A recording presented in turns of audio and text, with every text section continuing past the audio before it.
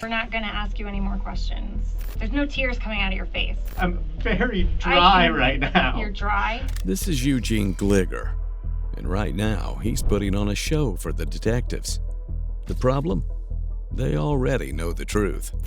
I don't know what to say. I have no recollection. I have no memory. I don't know what to say. I don't know. I wish I could tell you. 23 years earlier, another man sat in this same position, grilled over a murder that would soon go cold. What neither of them knew is that the case would come back to life decades later, and one of them would finally break. She can be, I hope I'm not shooting myself in the foot on this one, but she can be demanding. I wouldn't say argumentative, but just demanding of my time and where I've been. And you've got the wrong guy. Facts don't lie, Sandy. People do.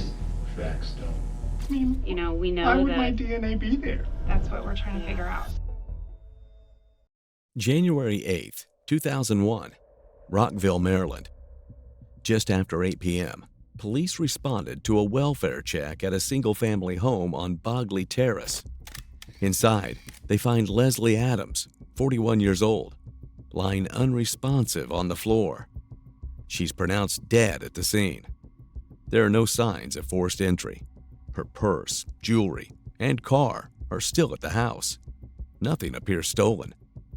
Leslie's husband, Sandy Adams, tells detectives he last saw her the previous night. He says he'd stayed elsewhere after an argument and couldn't reach her that day. Detectives document inconsistencies in his timeline, but without physical evidence linking anyone to the scene, no charges are filed. The case drags on for months before going cold. Over time, detectives review tips and re-interview witnesses, but leads dry up. Leslie's daughter, Lauren, grows up carrying unanswered questions about her mother's death. Detectives would spend the next 20 years haunted by the question of who killed her, until a forensic review of the items collected in 2001 reveals a new development. DNA analysis, unavailable at the time, identifies a male profile that doesn't match the husband. The name connected to that DNA belongs to someone who was close to the family back then, Eugene Gliger. Now, after 23 years, detectives bring Gliger into the interview room. They want to know what really happened inside that house and whether he's finally ready to tell the truth. Okay, so now that that's out of the way, we are from Montgomery County. We actually work in the cold case unit. We investigate crimes that have been unsolved for quite a period of time.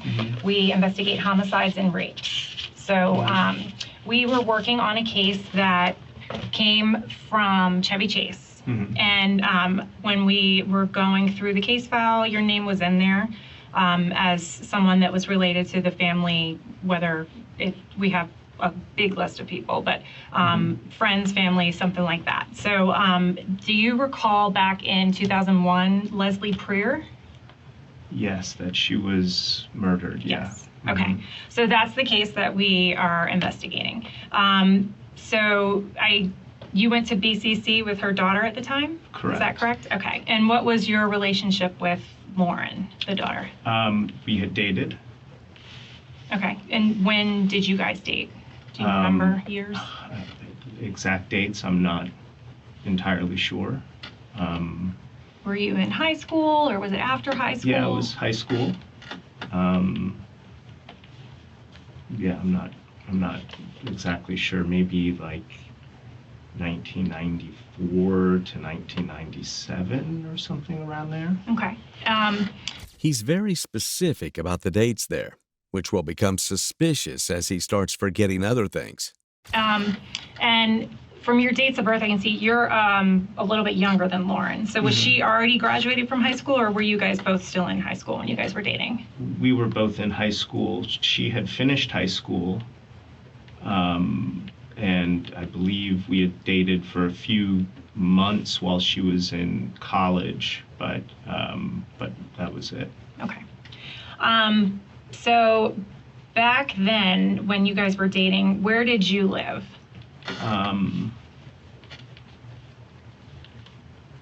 I lived in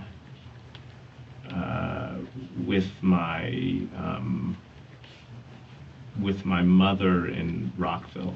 Okay. Do you remember the address or what street or anything? I wish I did. I don't. Okay. And you said you lived with your mother. Were your parents separated? Yeah. Okay. Where did your dad live?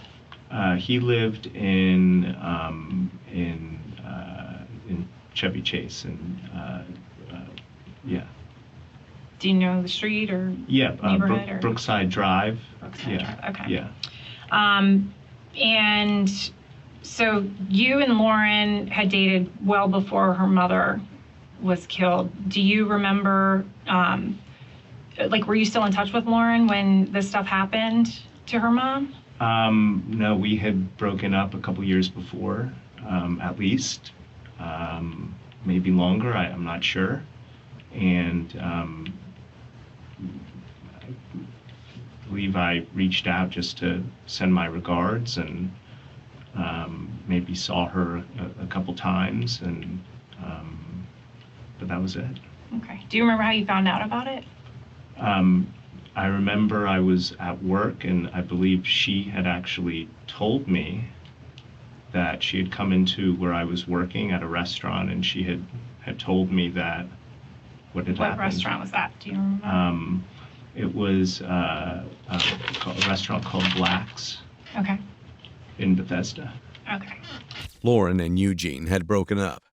23 years had passed. So why now was he sitting in an interrogation room, talking to detectives about the distant past? When you guys were dating, how close were you with the family? Like, did you spend a lot of time at their house, or did you know them real well? I knew the family. I, definitely spent time. She spent time at my house. I've spent time at her house. Yeah, for sure. Mm-hmm. So how were you close with her parents? I mean, I wouldn't say close with them. I don't know how much.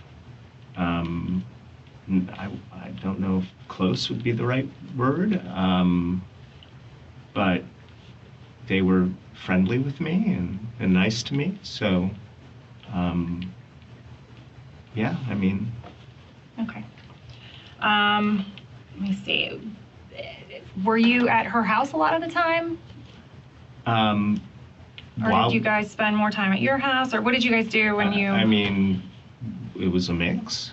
My house, her house, being out. I mean, we're young and teenagers, so there was, going out and... Okay. Yeah. When you say your house, was it your mom's house or your dad's house or both? Probably my mom's house more so, because I lived with her. Okay. Yeah. When you found out about Lauren's mom, do you remember who you were dating at the time, or were you dating anybody? I don't recall who I was dating at the time, but yeah, no, I'm not 100% certain. Okay. I mean, I had been dating, but I'm not sure. Eugene continues to play the innocent nice guy. He's confused. He's baffled. He doesn't understand. Okay. And so you were working at a bar. What else was going on in your life at that time? I can't recall. I mean, were you working, or were you in school, 23 years college, ago. or? I worked. I think I was taking classes in college at the time.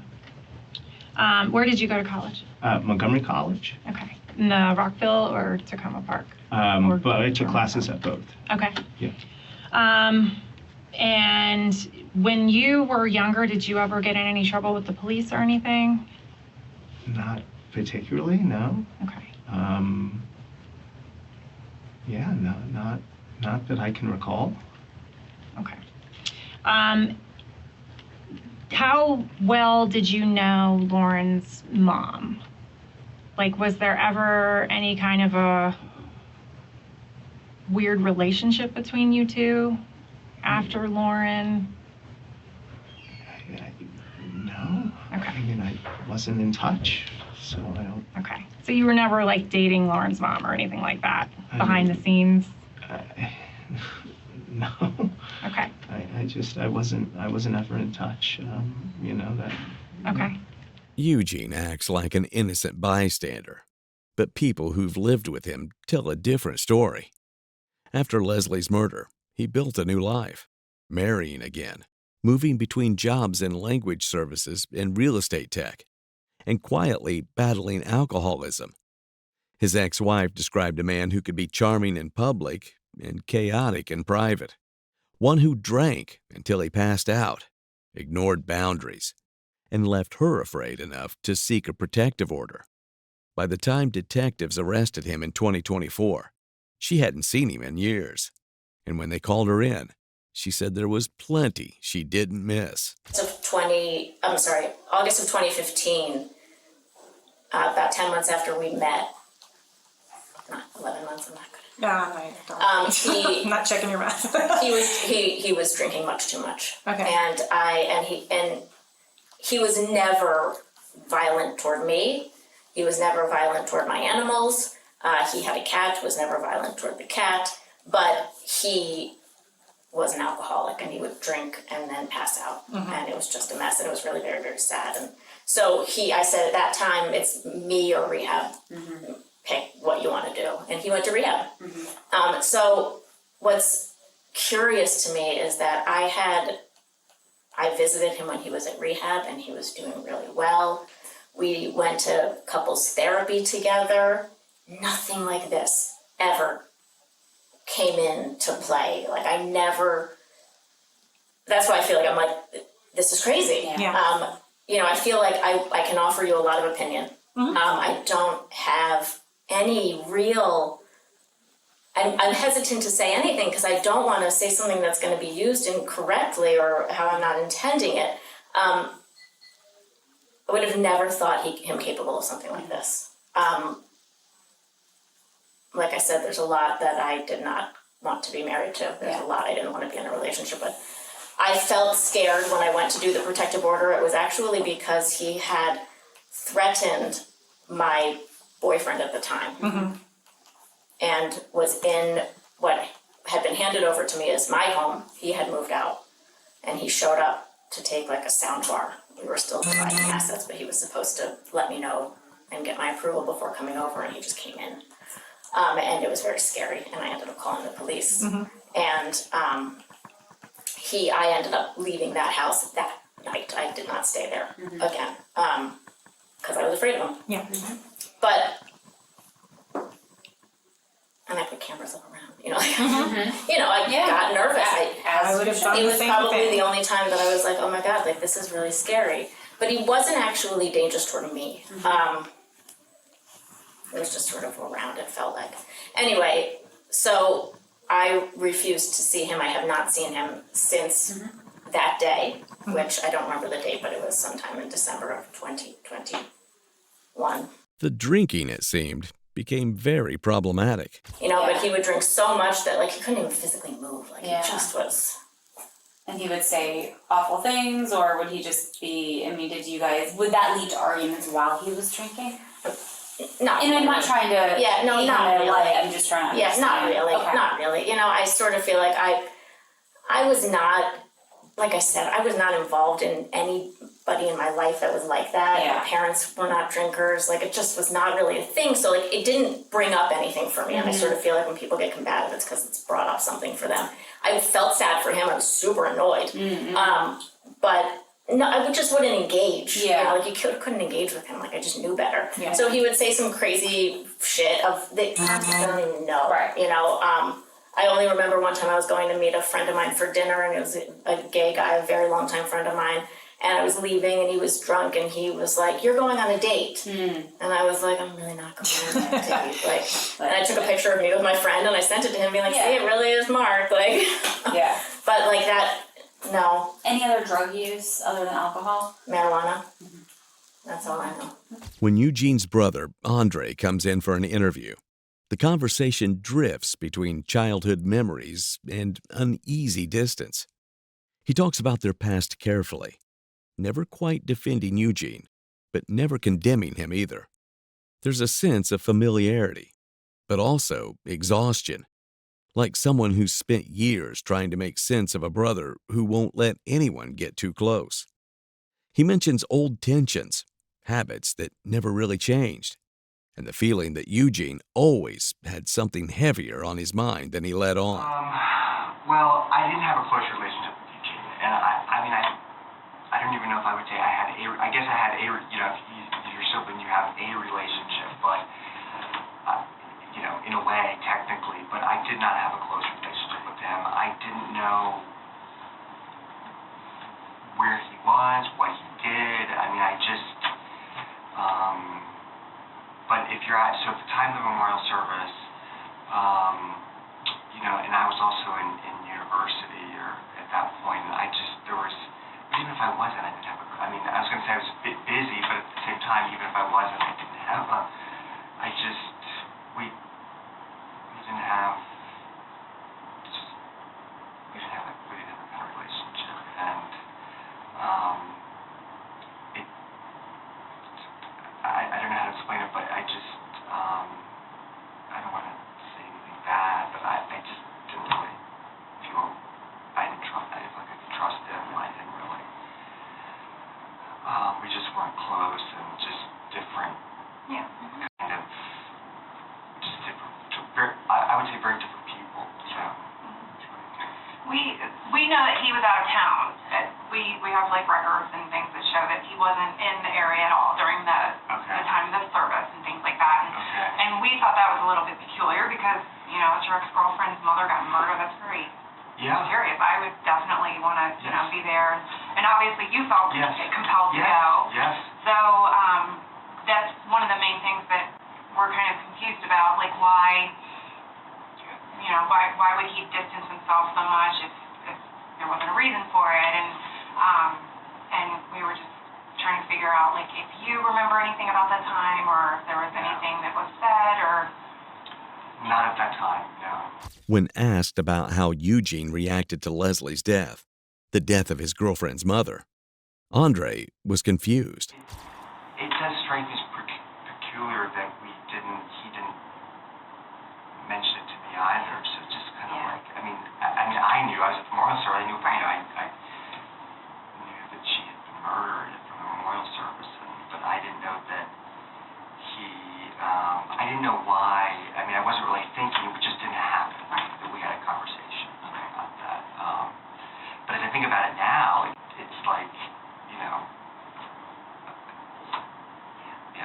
Who do you recall having conversations with about Leslie's death? My father. We would sit and play armchair, true crime, what do you think? What do you think happened? And the main thing at the time, we all thought, most of us, the father. Yeah, everybody thought that.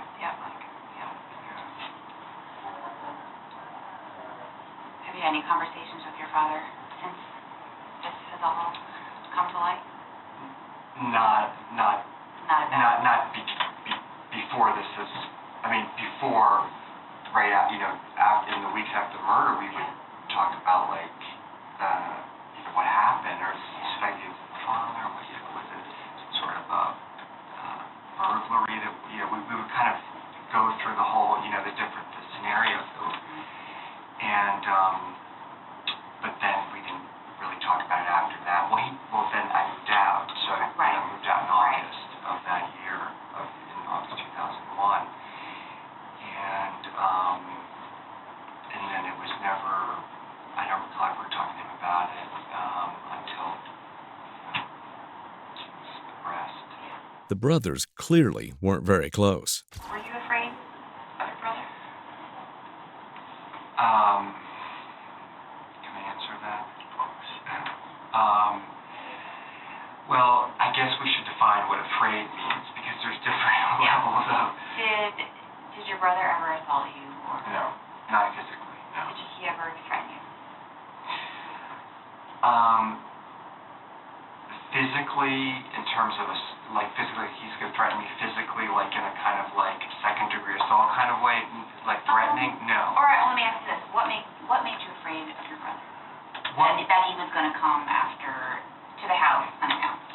Okay, so we're gonna go back to that time period, because there's a difference. Okay. Let's start there.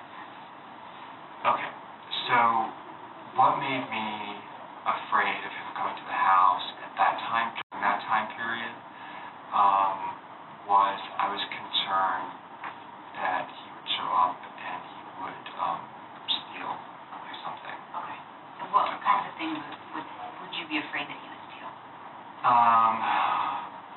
Well, I didn't know specifically, but that, I mean, there was a bike. Do you think he was stealing these things to sell them or to get money? What was his ultimate goal, do you believe? I don't know. I don't want to guess, but I don't want to guess. I don't have any direct knowledge of him. Did he ever steal from you before? In those years? Anytime? Yes.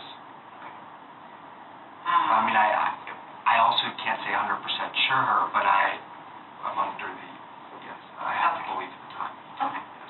Detectives have brought Gligor in after 23 years. Back in 2021, Leslie Adams was found dead inside her Rockville home. Blood was smeared across the foyer floor. A corner table was overturned, and faint shoe prints with a circular tread marked the hardwood. Her body was later discovered upstairs in the master bathroom shower, showing signs that someone had tried to wash away the evidence. There were no signs of forced entry, and nothing was stolen. Her husband, Sandy Adams, was questioned first. A practicing attorney, he told investigators that he and Leslie had argued the night before and that he had been away from the house the next day. Leslie worked for NPR, and when she failed to show up for work, co-workers sounded the alarm. What began as a welfare check quickly became a homicide investigation. But without physical evidence linking anyone to the scene, the case went cold for more than 2 decades. And what happened that night? Basically, you mean after I got home or prior to that? No, after you got home. Basically, I had a couple beers, went upstairs and went to bed about 9:30, 9:40. What kind of beers do you drink? Bud Light, or may have been Miller in the bottle, but I think usually Bud Light. Do you keep that out of the fridge, or is it downstairs? It's vast. It's downstairs, in the downstairs refrigerator. Okay, so you go down there to get your beer and bring it up? Sometimes I'll drink it down there. Okay. What'd you do that night? I probably drank it down there. Okay, I would think. 3 or 4 beers. Maybe 3. Okay. Where was she at that time? She was upstairs. Meaning? No, I don't think she was in the bedroom, because usually she wouldn't go up there until after I went to sleep. Mm-hmm. So she was upstairs. What was she doing? Do you know? I honestly don't know.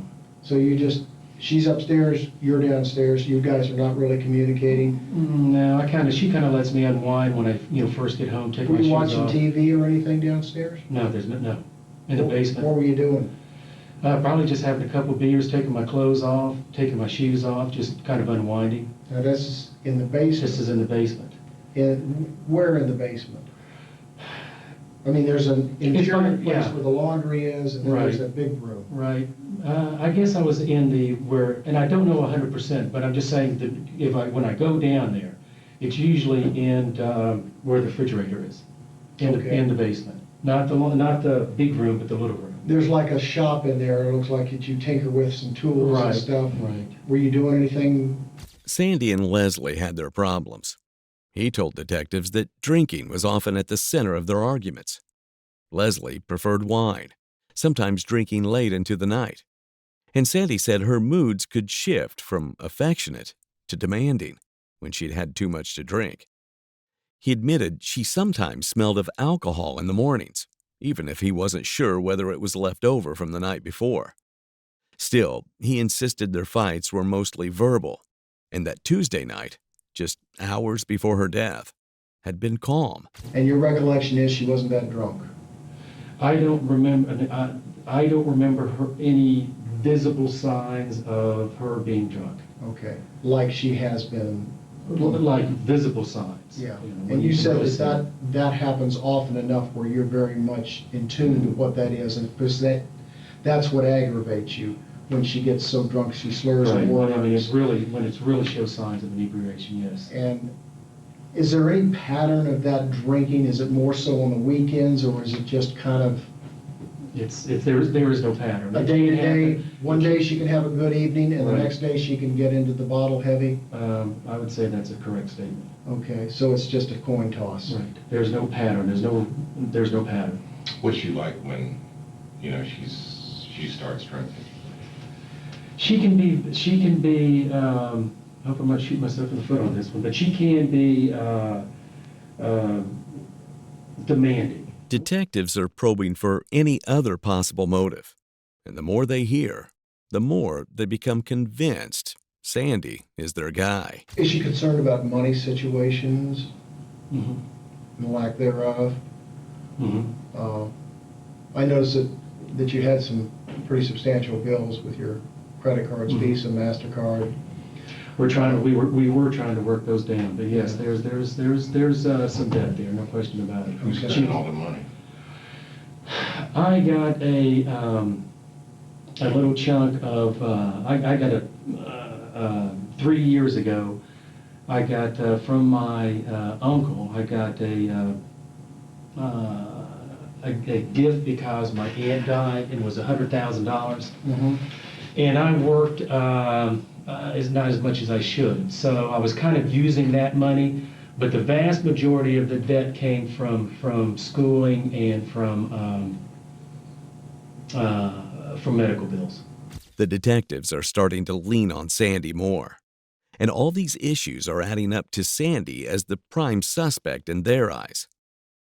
But Sandy had some suspicions about who committed the heinous act and pointed to one of Leslie's co-workers, Brett. Okay, this is where Leslie felt that Brett kind of singled her out. And again, this is these little things. Point in the case was that every Tuesday they have a meeting. And if Leslie wasn't exactly on time every single time, but she wasn't more than 10, 15 minutes late for work.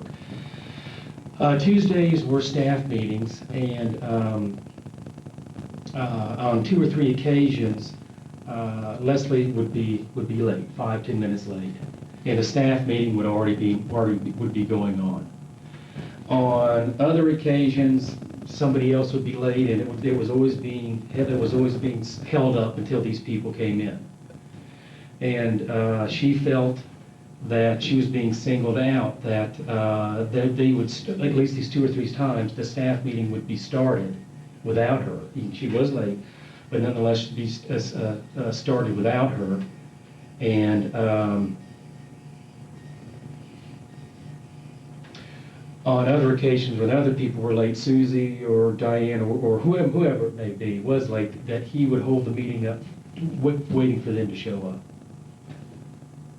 But not for Leslie.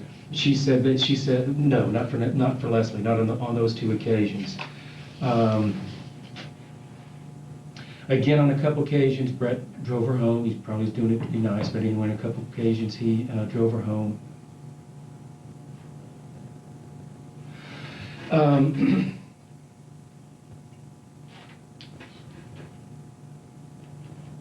Again, she thought Brett was on various situations was kind of singling her out, and no matter what Leslie did, she felt like she never got any pat on the back or approval, or she felt that she was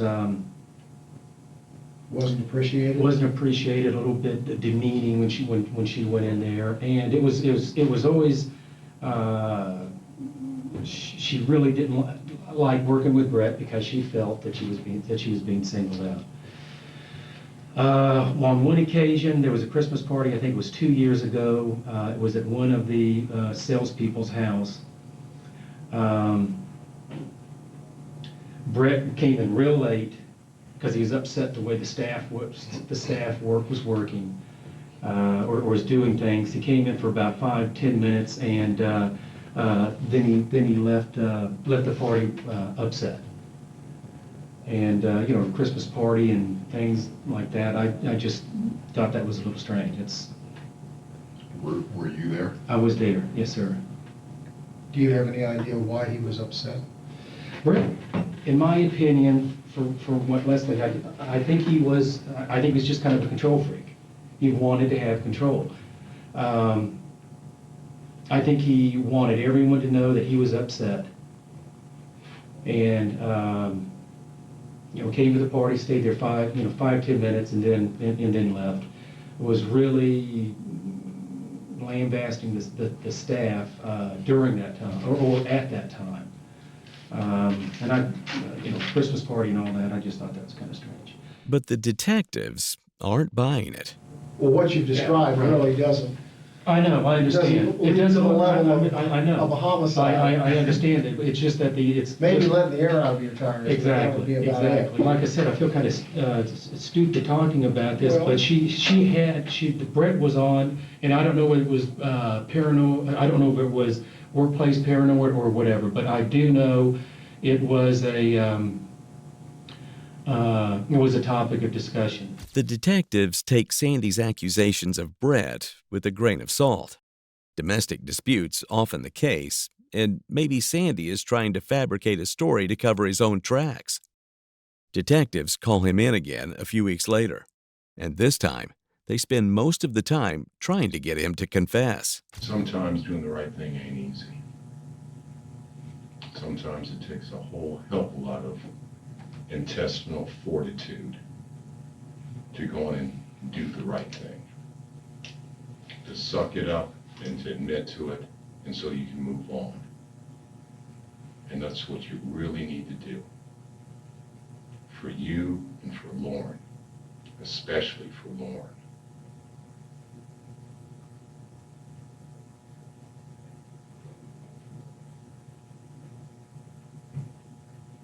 I can't even imagine what kind of shit she's going through right now. I can't even imagine. And you could help her a whole doggone lot.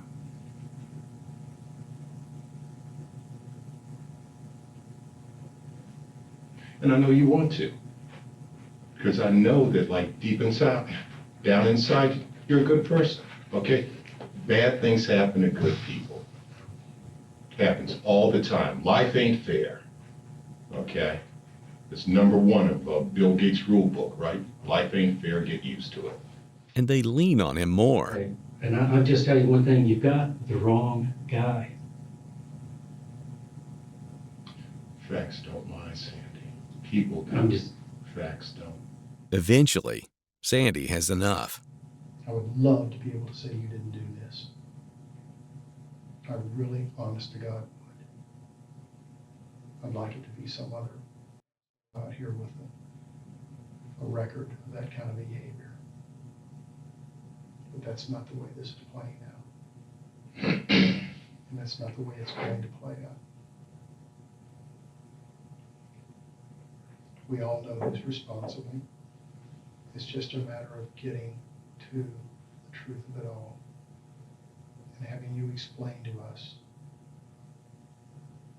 what drove all this. Give us a break. Give yourself a break. It's got to be a living nightmare.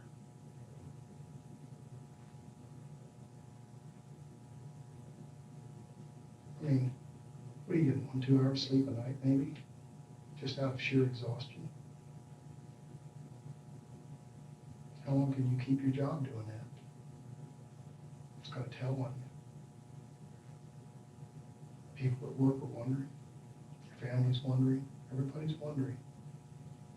And they're reading the papers and they're not seeing anything about police picking up some stranger or something like that.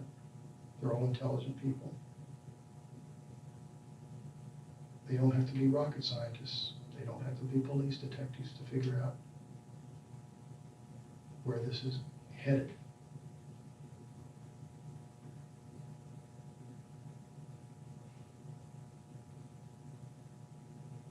Just talk to us about this, Andy. Get it over with. And start building, rebuilding. Wait until you kick every deal break out of the foundation and the whole house goes down.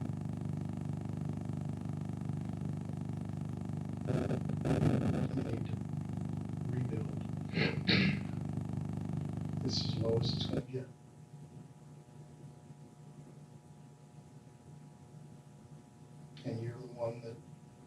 decides which way it's going to go. And I'm just asking you to comprehend, understand all this, and what's going to happen.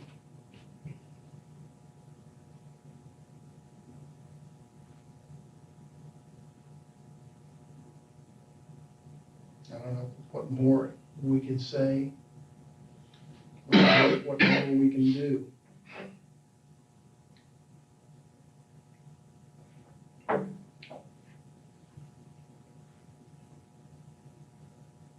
But there are things that will occur.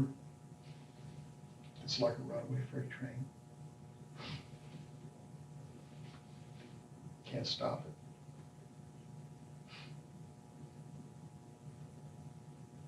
You can get all the advice in the world, cannot stop it from happening.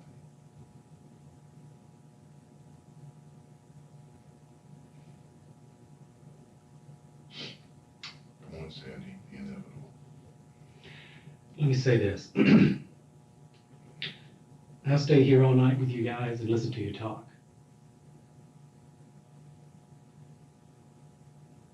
But I repeat, I'm not saying anything unless my lawyer's here. What the detectives missed back in 2002 was a small piece of evidence that didn't mean much at the time, a trace they couldn't match to anyone in their system. The technology just wasn't there yet. Over the next 2 decades, forensic science caught up. DNA databases expanded, and testing methods became sensitive enough to isolate profiles from samples that once seemed useless.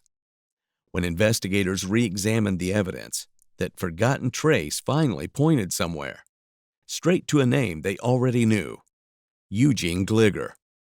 But detectives now had one last problem. They needed a clean DNA sample. Getting it wouldn't be easy, but it wouldn't take a warrant either. So the reason that we wanted to talk to you is because a lot of the people whose names are in the case file, they've been interviewed throughout the years and they've been asked to give DNA samples to compare to DNA from the crime scene.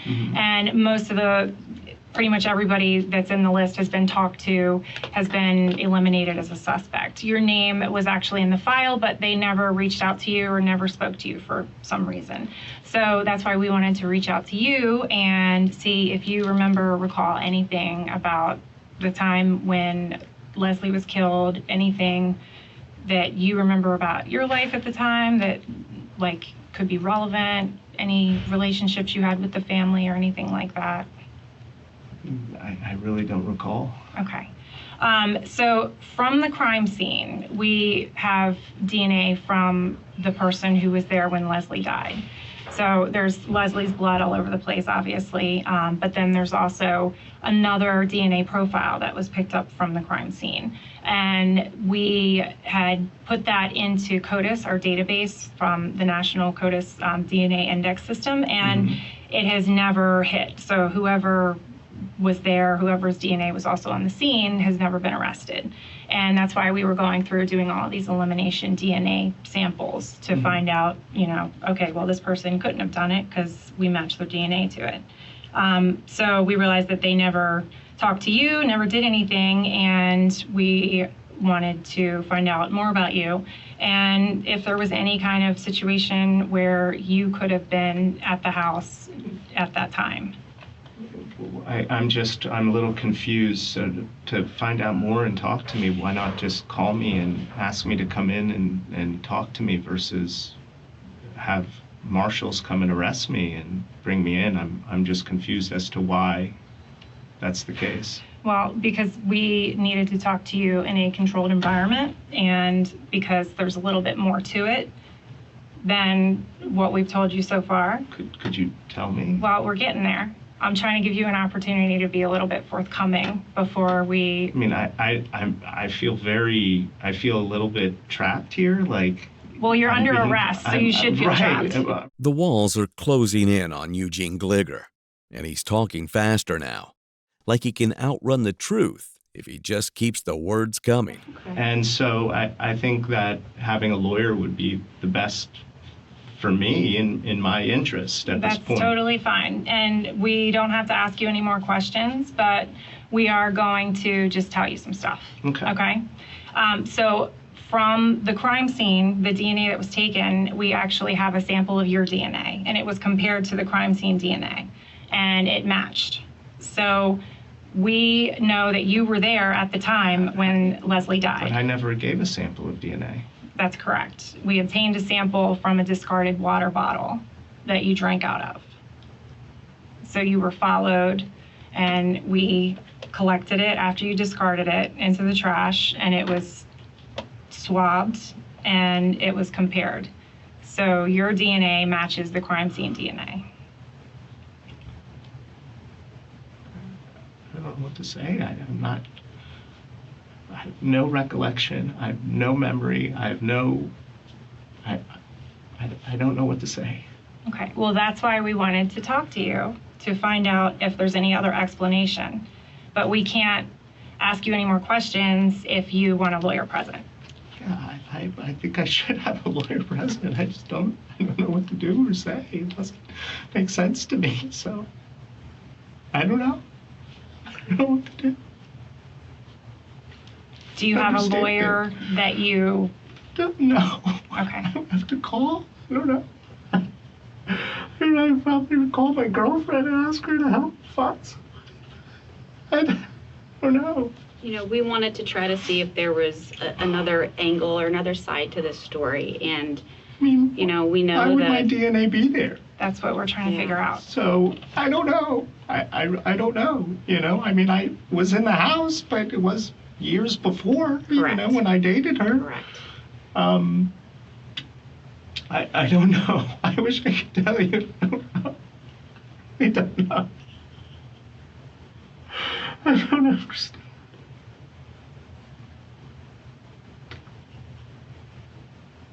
This is all very bewildering, very strange. Detectives didn't stumble onto him by chance. They found his name buried in an old report. Back in 2002, during a round of follow-up interviews, a family acquaintance mentioned Eugene.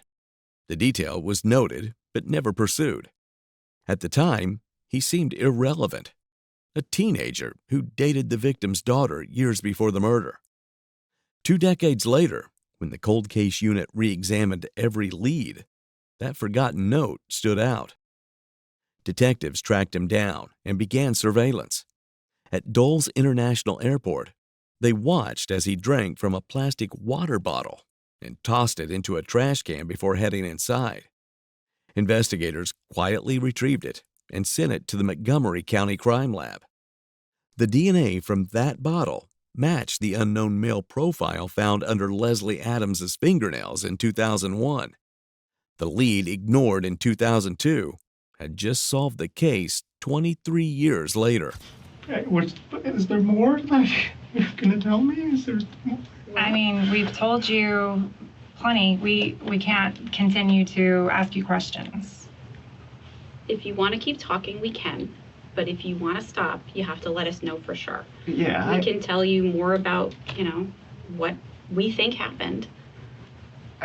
I don't, I mean, what you think happened, I don't know. I can't verify. I don't know. I don't recall. I don't have any memory. I didn't do anything that you're talking about, so I don't know. And I don't feel like I can, I don't know how to answer and go into, I don't want to try to incriminate myself with questions. You guys are professionals. I'm not. I don't know. I really do think I need an attorney. I need to use the phone, and I need to call someone, and I need legal representation before I respond to anything else. Okay, that's fine.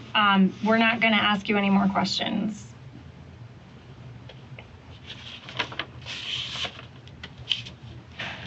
There's no tears coming out of your face. I'm very dry right now. You're dry? I'm very dry. I'm parched. I'm dehydrated. You can probably see my eyes are bloodshot red because I'm just tired and drained. I don't know what's going on. You want me to drink water so I can tear? Like, no, what the fuck is wrong with you? I don't want you to tear. I just don't want what are you trying to say? I'm just trying to say that this seems a little put on. Are you kidding me? Are you fucking kidding me? No. Oh my God, you're so full of it. You're after. This is the police. This is, yes, like it makes sense. You know, it's in your eyes, it's guilty until proven innocent. I get it. Well, honey, your DNA was in the crime scene. That's why, like, there's a reason. There's due process, right? Due process. So you're saying that, I'm guilty before I've even been put into a court of law? I'm saying that there's probable cause to believe that you were there when I think what you were died. saying was the contrary to that. So, okay, but I don't remember. I don't know. No, I don't know. What we're trying to figure out is how your blood was at the scene that day. If there's an alternate explanation, that's why we wanted to talk to you today, okay? So I feel like you just need to take a breath for a second, okay? That's what we're trying to figure out. Why is your blood there? Could it have been, an interrupted burglary? Did something happen where you didn't expect anybody to be home? I have no idea. I don't remember. I don't recall. Again, you're asking me questions that I don't know. I'm not and asking I you a asked question. You did. You just asked me a question, and I asked for legal representation, Okay. and you guys are very smug looking at me like I've done something, and of course it's innocent until proven guilty, right? Sure. Am I wrong or am I right? You are entitled to your due process, absolutely. This is insane. This is insane. I really don't know what else to say other than please allow me to, you read it to me, right? That Yep. I am allowed legal representation. Absolutely. This would be the best thing for me to do right now. We are I don't not going to ask understand. any more questions. You said you wanted to know more, so we were telling you more. I'm sorry. I'm really on edge and I can see. upset. And Yeah. yeah. Okay. You would like legal representation? That is absolutely your right. We will not ask you any more questions. All right? The detective won't ask him any more questions, but Eugene keeps talking. I'm really confused and I'm really at a loss, and I don't know, I don't have any recollection of being involved with any of this. You keep saying you don't remember and you don't have any recollection. Well, but if somebody was not involved, it would be an adamant, I didn't do this. I didn't do it. I definitely didn't do it. Like, this is absolutely, this is, I've been an alcoholic in recovery for years now. I've been sober for years. And there are many, many times in which earlier life wasn't great. Abusive father, issues at, but at the same time, this isn't something that I know I didn't do it. I know I wasn't involved. And I just don't understand how this has come to this. I really wish I knew. And I really wish I could give you some answers and give you more feedback from an honest perspective, because I just don't know. I don't know either. That's why we wanted to talk to you. I don't know why your blood is there also. I don't know.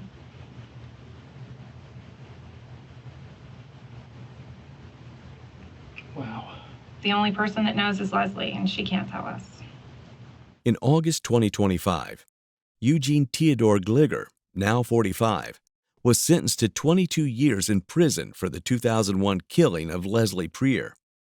He had pleaded guilty earlier that year to second-degree murder, avoiding trial. The courtroom in Rockville was packed.